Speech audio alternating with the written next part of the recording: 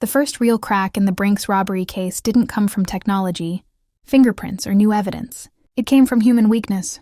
For nearly 7 years, the men behind the robbery had done the impossible. They stayed silent. They stayed disciplined. They stayed invisible. The money remained hidden, untouched, waiting for the statute of limitations to expire. But silence is heavy, and eventually, it crushes the people who carry it. Joseph Specs O'Keefe had always been the weakest link, even if no one realized it at first. Unlike the others, O'Keefe struggled to maintain the quiet, ordinary life they had all agreed to live. He drank more than he should have. He talked more than he should have. And most importantly, he needed money. The FBI noticed the change. Agents had been watching O'Keefe quietly for years. They followed him to bars, tracked his movements, and listened carefully to the people he associated with. At first, there was nothing concrete, just rumors, just behavior. Then slowly, the story started to change.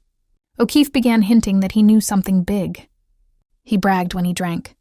He complained about money he couldn't spend. He spoke in half sentences, believing no one was truly listening.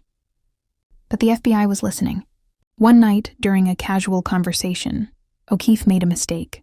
He referenced details about the Brinks robbery that had never been released to the public.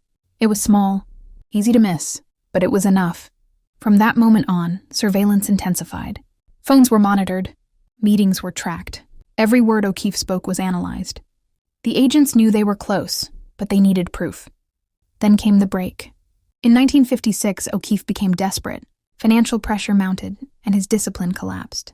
He contacted an associate and attempted to access hidden Brinks money. That single act shattered 7 years of careful planning. The FBI followed.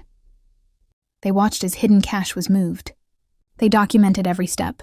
And when they finally searched one of the storage locations, they found what they had waited years to see. Brinks money. Serial numbers matched. Records confirmed it. The perfect crime was no longer perfect. Once the money was found, everything changed. O'Keefe was confronted with the evidence. The silence that had protected him for years now worked against him. He realized something terrifying.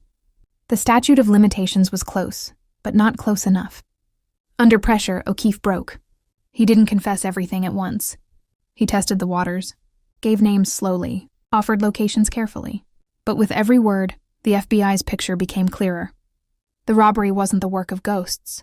It was the work of men who had trusted each other too much. As names surfaced, agents quietly began building cases. They didn't rush. They didn't arrest immediately. They waited, just like the criminals had. Because now time was working for the law.